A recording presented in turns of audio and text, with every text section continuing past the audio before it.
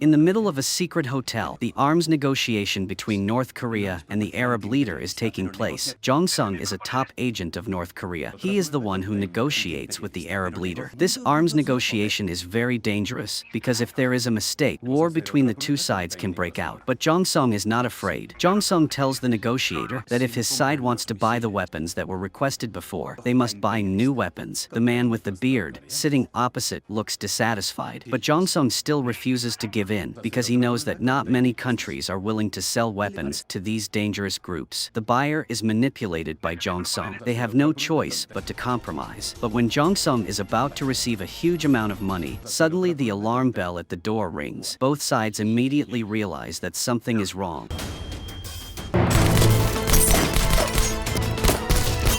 A gunfight breaks out, but an uninvited guest quickly revealed his identity and his purpose. It turned out that the intruder was an Israeli intelligence officer. This trip was to capture an Arab militant leader named Abdul. Jong Sung knew that the other party's target was not him, so he quickly found a chance to leave the room. But as soon as he left, Jong Sung was stopped by a few South Koreans.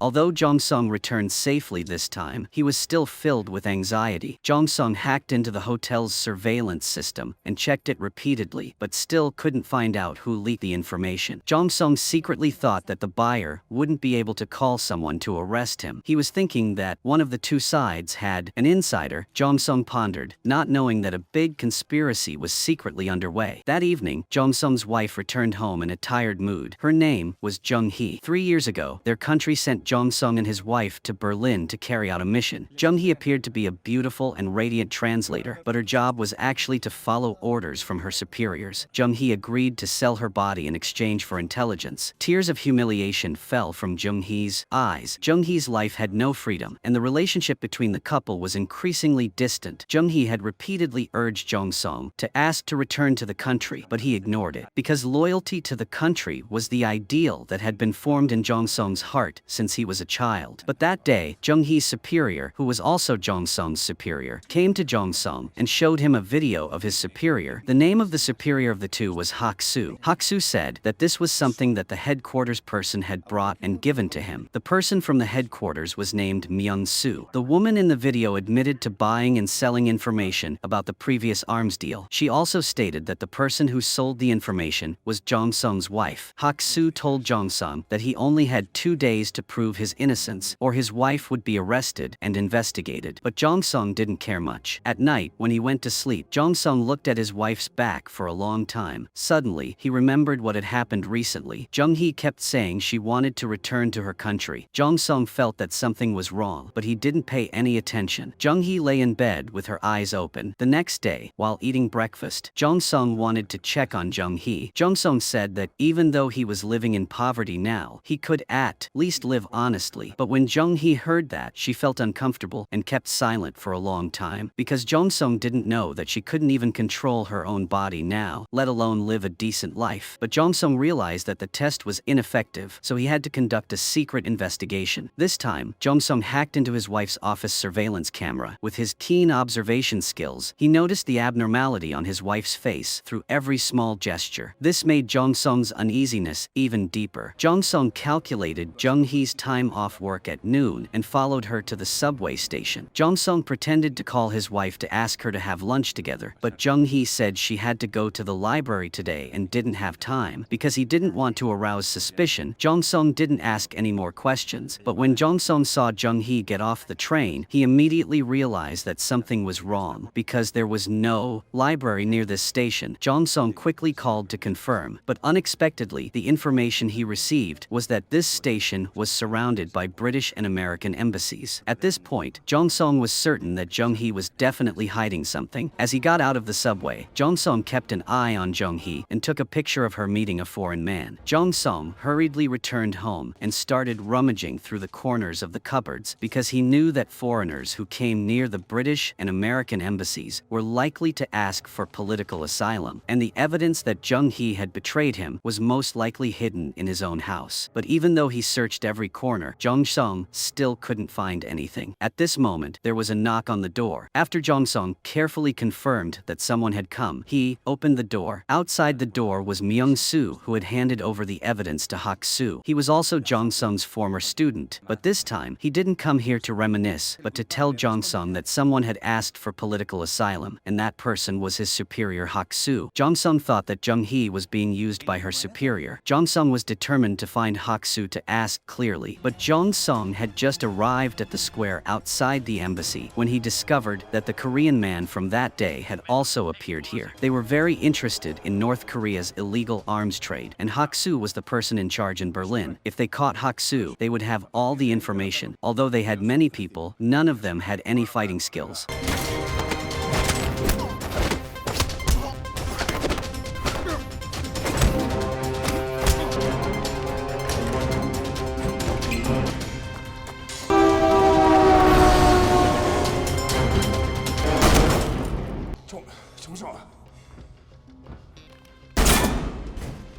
Freeze! You don't want any more trouble.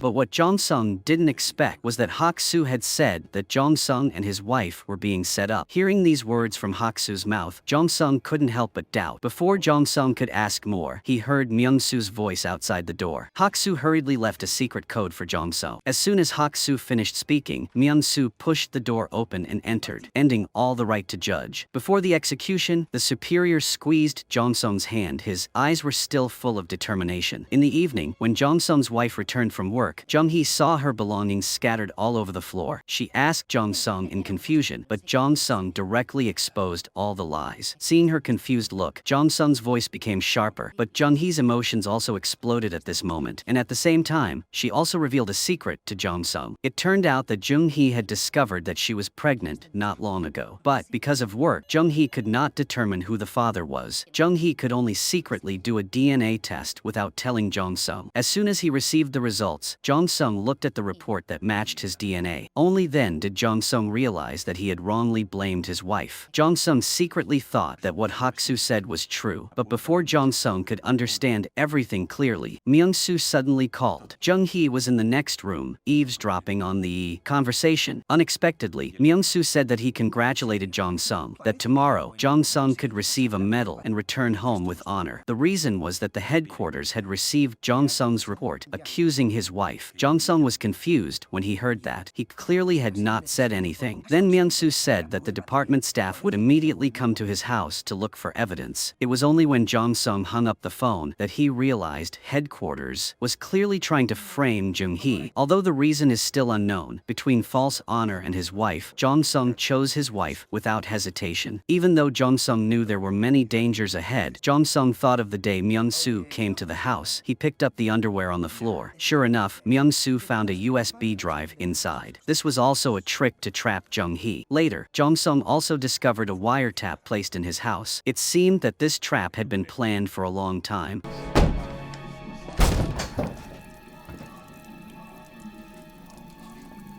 Next, Jong-sung wrote the words "wiretapped" on the mirror and took out a pen and paper to tell Jung-hee that he did not report her. It was all a trap. She had to hide immediately. Suddenly, the doorbell rang.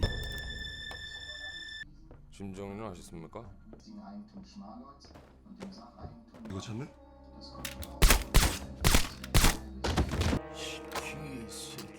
Which symbolized the complete break between him and the headquarters.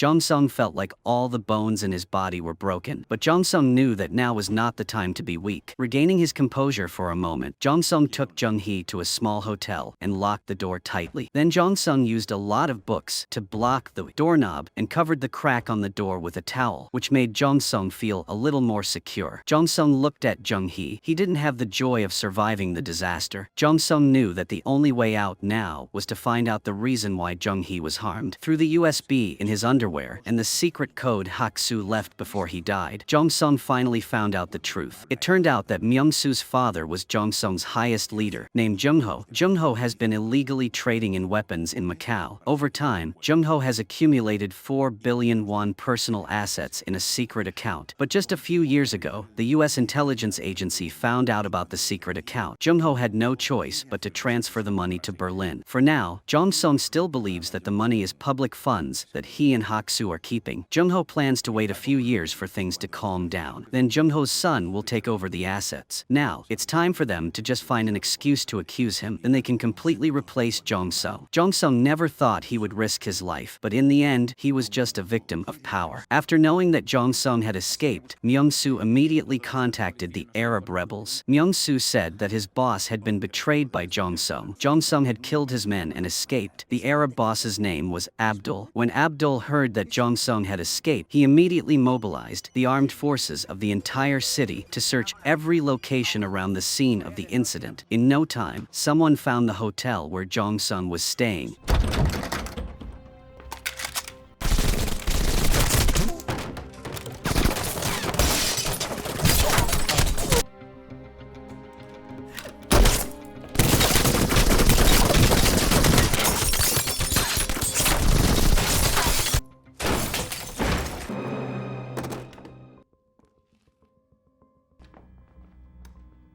But at this moment, the elevator door opened automatically. The person standing inside the elevator was a Korean. His name was Jin Soo. Jin Soo was mainly responsible for monitoring secret accounts in Korea. This time, Jin Soo also received the news to arrest Jong Sung, but it was clear that someone had taken the first step. Hey!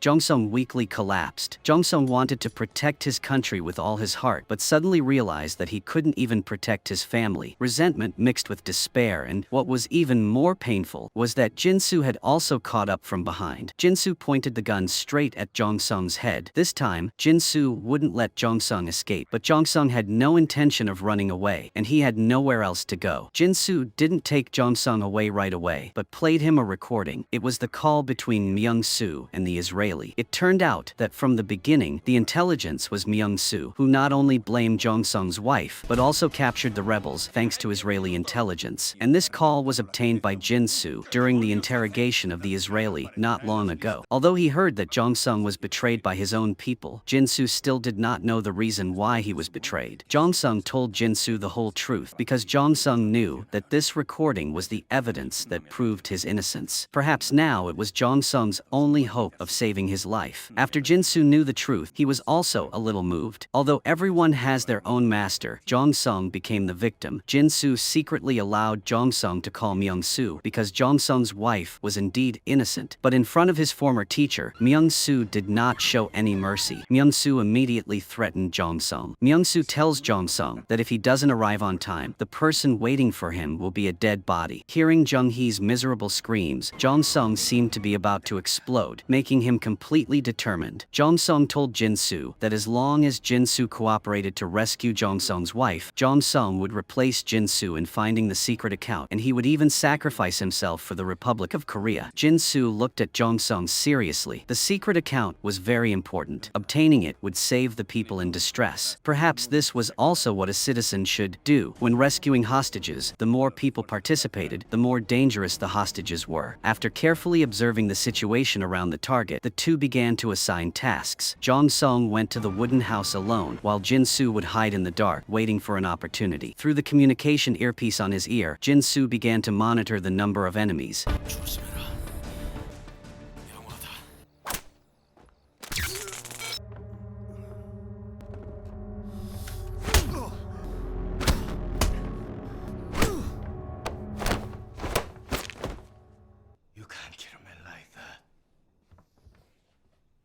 Because before killing Jong Sung, there was one last thing to do, which was to record Jong Sung's confession. This way, they could openly take over the secret account of 4 billion won. Unexpectedly, Jong Sung only kept saying the words begging for him and his wife to live. Myung-soo couldn't help but laugh after listening. Myung-soo said that it turned out that his teacher acted like that just because he wanted to survive. Then Myung-soo played the recording that Jong Sung brought. But unexpectedly, when Myung-soo listened to it over and over again, it was the call between him and the Israeli. Myung-soo's face suddenly turned gray, and at the same time, Abdul also knew the truth. It turned out that Myung-soo was the one who betrayed them. The recording is still playing. Jong Sung looked straight at his former student and taught him a big lesson. Jong Sung had once told him that if he was impatient, he would make mistakes at crucial moments, but Myung-soo did not give up.